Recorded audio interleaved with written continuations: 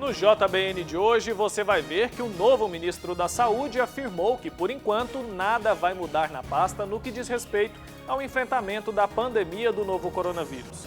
E a gente ainda vai dar um giro para te atualizar sobre as últimas notícias pelo mundo.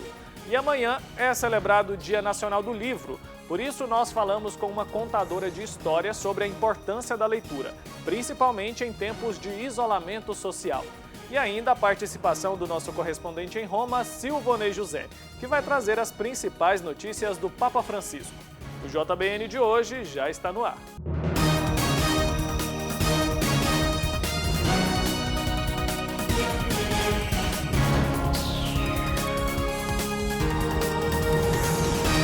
Olá, boa noite, seja muito bem-vindo ao Jornal Boa Notícia desta sexta-feira, 17 de abril. Foi realizada hoje a cerimônia de posse do novo ministro da Saúde, Nelson Teich. Logo após a nomeação, Teich fez um pronunciamento em que falou que, pelo menos por enquanto, não pretende fazer mudanças bruscas no ministério. O novo ministro é médico e empresário e vinha atuando como consultor na área de gestão em saúde. O nome mais cotado para assumir o lugar de Mandetta disse que, por enquanto, nenhuma mudança será realizada no ministério no que diz respeito ao combate ao coronavírus. Não vai haver qualquer definição brusca, radical do que vai acontecer. O que é fundamental hoje é que a gente tenha informação cada vez maior sobre o que acontece com as pessoas com cada ação que é tomada. Como a gente tem pouca informação, como é tudo muito confuso, a gente começa a tratar a ideia como se fosse fato e começa a trabalhar cada decisão como se fosse um tudo ou nada e não é nada disso. Em artigos recentes, Nelson Teich defendeu o isolamento social e testes em massa. Além disso, ele também já se envolveu em discussões sobre a forma com que a saúde e a economia têm sido tratadas durante a pandemia. Eu até escrevi isso recentemente num artigo. A gente discutir saúde e economia. Isso é muito ruim. Porque, na verdade, essas coisas elas não competem entre si. Elas são completamente complementares. Quando você polariza uma coisa dessa, você começa a tratar como se fosse pessoas versus dinheiro, o bem versus o mal, empregos versus pessoas doentes. E não é nada disso. Teich falou sobre novos tratamentos para a Covid-19. Segundo ele, o assunto será tratado de forma técnica, sempre baseado na ciência. Falou isso sem citar nome de nenhum remédio. Tudo aqui vai ser tratado de uma forma absolutamente técnica e científica. E você vai disponibilizar o que existe hoje, em termos de vacina, em termos de medicamento, essencialmente, o ideal, dentro de coisas que funcionem como projetos de pesquisa. Porque isso vai permitir que você colhe o maior número possível de informações no espaço mais curto de tempo. Isso vai te ajudar a entender o que faz diferença ou não para as pessoas, para os pacientes e para a sociedade. Isso é um compromisso que a gente tem. Entender claramente o que está acontecendo, não só no Brasil, no mundo, em relação a tudo que representa cuidar dessas pessoas. O novo ministro defende também um posicionamento parecido ao do antecessor em relação à necessidade de testar mais pessoas. Sem antecipar detalhes, falou que é fundamental ter uma avaliação da doença hoje no Brasil. Se você não domina aquilo, se aquilo não está na sua mão, você vira um barco à deriva. A gente vai conhecer a doença. Na hora que a gente começar a entender isso e conseguir definir políticas e ações, a gente assume o comando desse problema. E em algum momento isso vai se solucionar e a gente é que vai estar comandando isso. Entre os desafios que Teich vai ter que enfrentar está a dificuldade para comprar equipamentos de proteção individual para os profissionais de saúde trabalharem. Mais de 4.800 denúncias por falta desses produtos já foram realizadas no Brasil. Desde o início da pandemia, o governo vem adotando diversas medidas na tentativa de amenizar o impacto do coronavírus na vida das pessoas, em especial em relação à manutenção do emprego e renda. Mas tantas informações chegando rapidamente assim acabam gerando muitas dúvidas. E para esclarecer algumas delas, a repórter Daiane Rodrigues preparou uma reportagem para a gente com uma especialista no assunto. Confira. Durante o período de pandemia, o governo federal tem adotado medidas para diminuir os efeitos do novo coronavírus na vida dos brasileiros. Uma delas é o regime de teletrabalho, desses realizado em casa, à distância.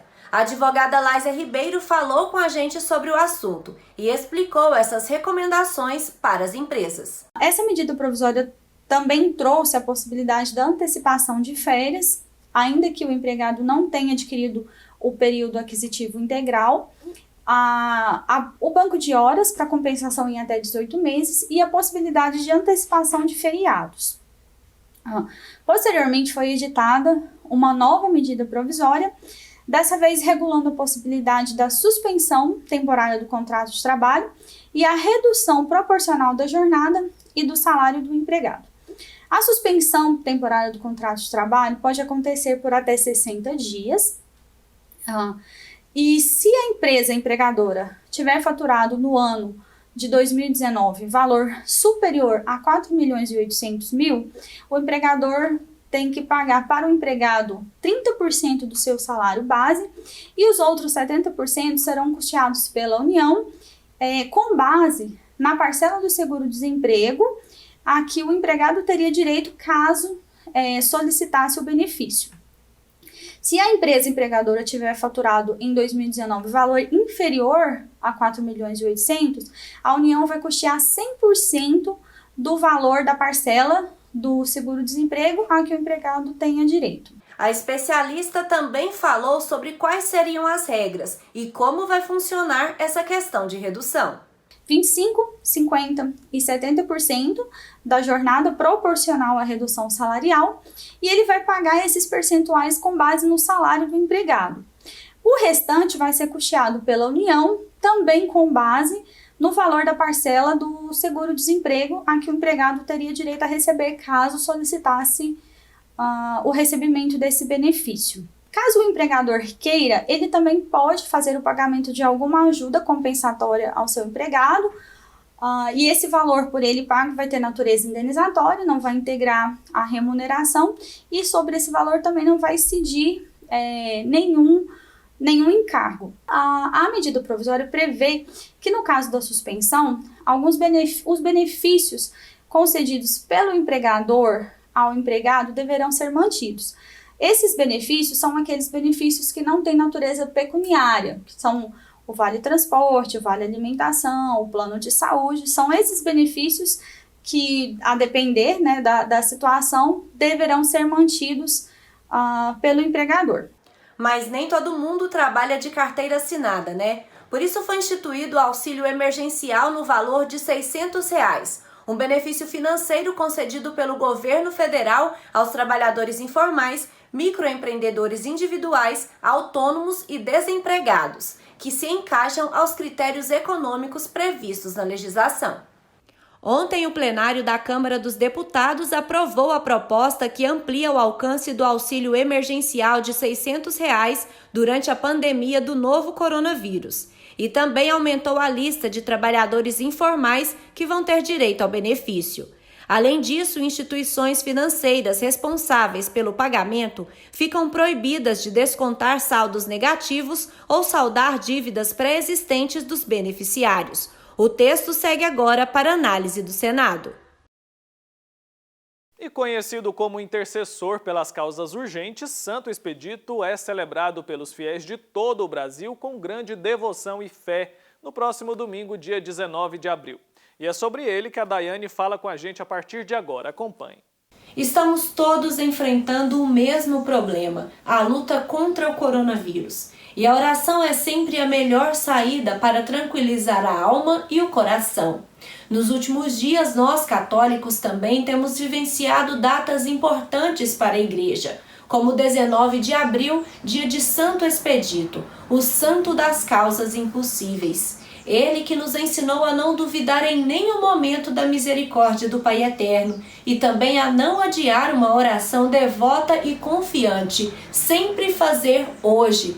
Por isso, nesta data, vamos lembrar com carinho deste santo que nos deixou uma lição e pedir a sua intercessão pelo fim da pandemia. Vamos acreditar em dias melhores de tranquilidade e paz. E agora a gente vai para o intervalo e a seguir nós vamos falar sobre o Dia Nacional do Livro. É já já.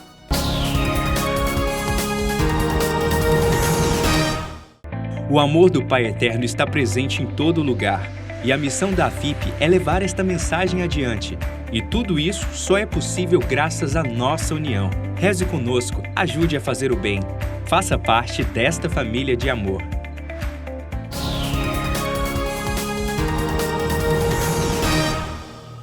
estamos de volta com o JBN de hoje. Muito obrigado pela sua companhia.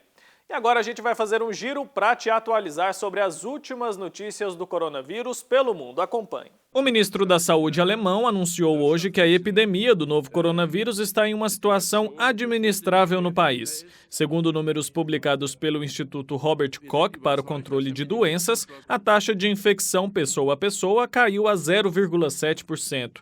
Os dados são indicadores cruciais para as autoridades medirem os passos que serão adotados de forma gradual em direção ao fim do confinamento no país. O ministro disse ainda que um aplicativo de rastreamento de contato vai ficar pronto em aproximadamente 3 semanas. A ideia é de que o app seja de uso voluntário. Ele deve rastrear a proximidade entre as pessoas para que elas saibam se foram expostas a um infectado. E o governo do Japão anunciou que vai pagar $900 a cada um de seus cidadãos para compensar as perdas econômicas causadas pela pandemia de coronavírus. O ministro, porta-voz do gabinete, informou que a decisão foi tomada ontem à noite pelo primeiro-ministro do país, depois de consultar partidos da coalizão do governo. Assim como acontece em vários outros países, a economia japonesa foi abalada pelo Covid-19.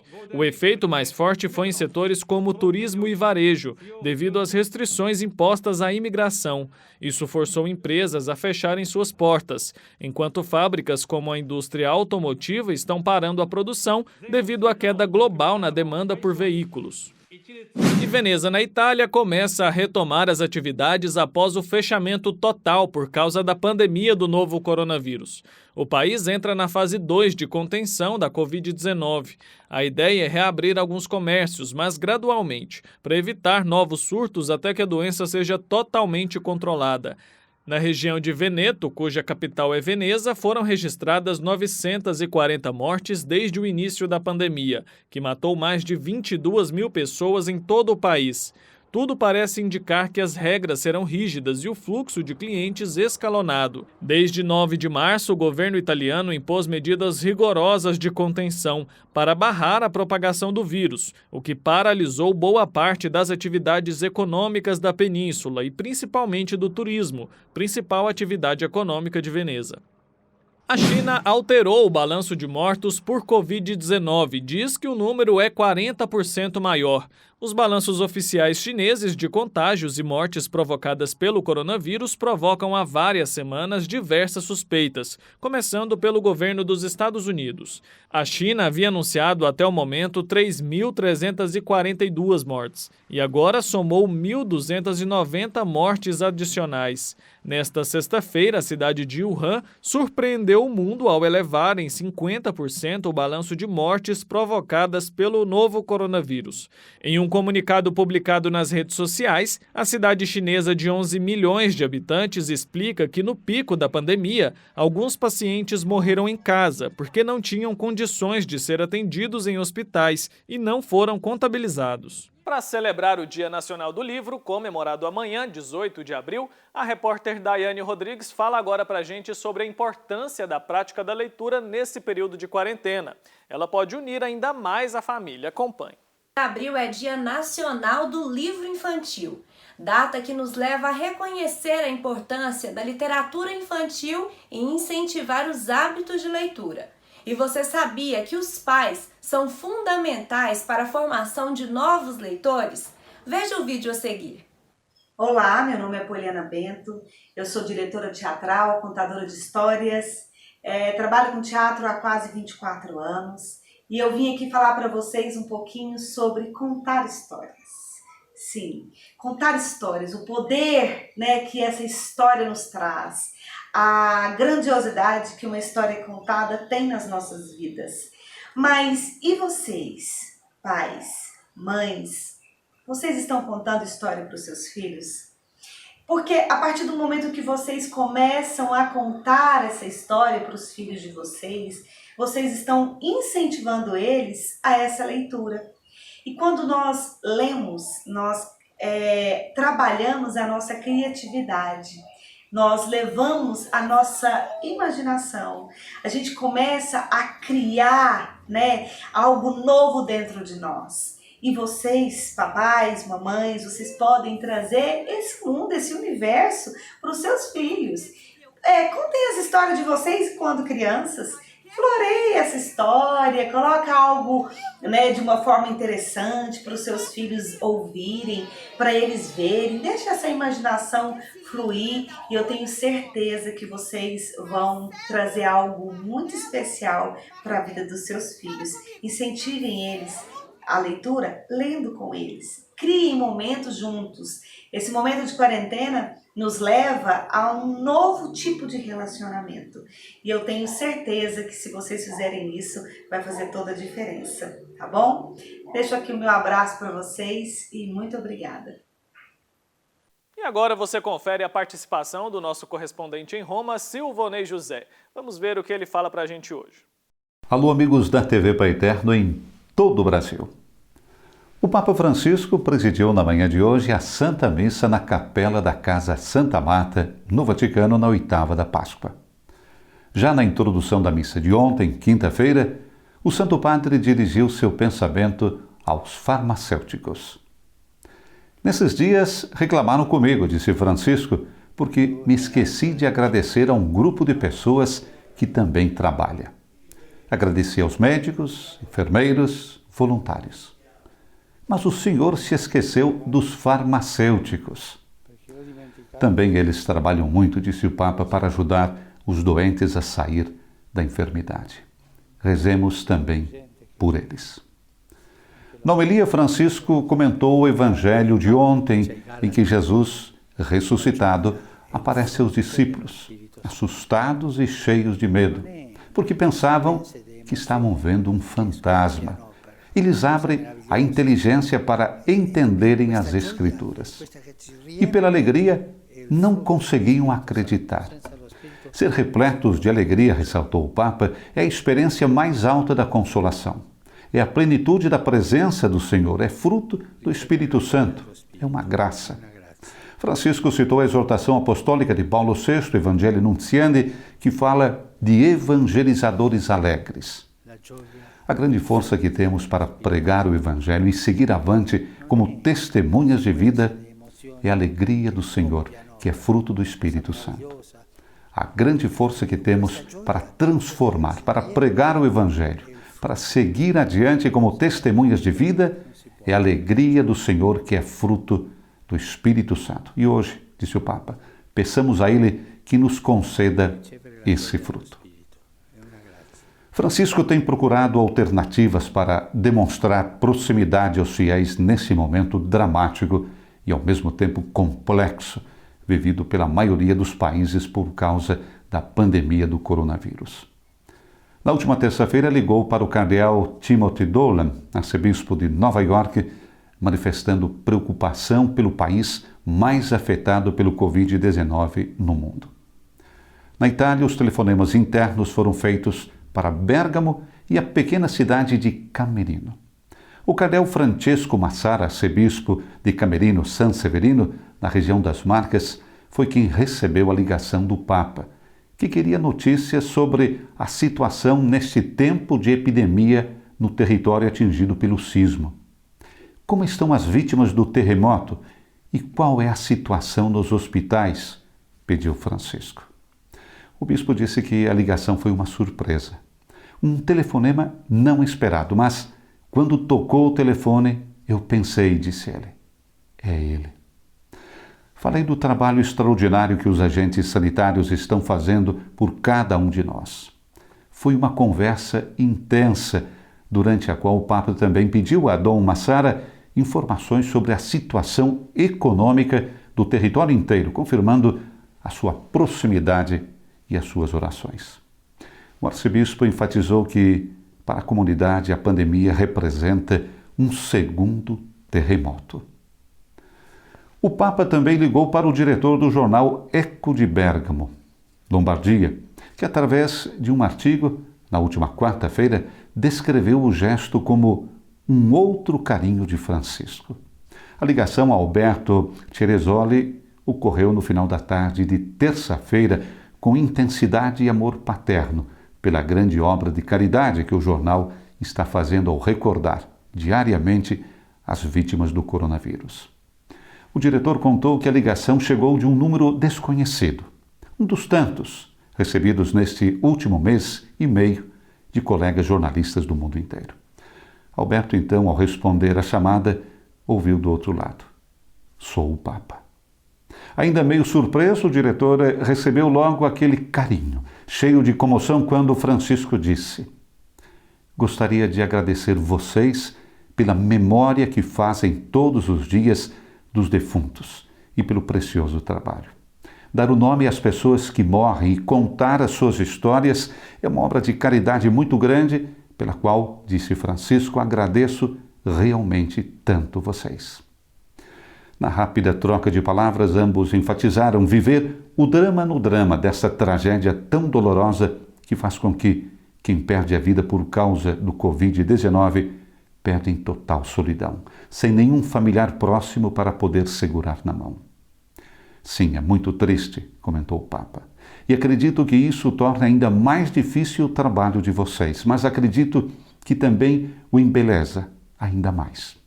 E justamente por isso volto a agradecer o Senhor", disse Francisco, "e através do Senhor, todo o jornal, pela grande obra de caridade que fazem todos os dias."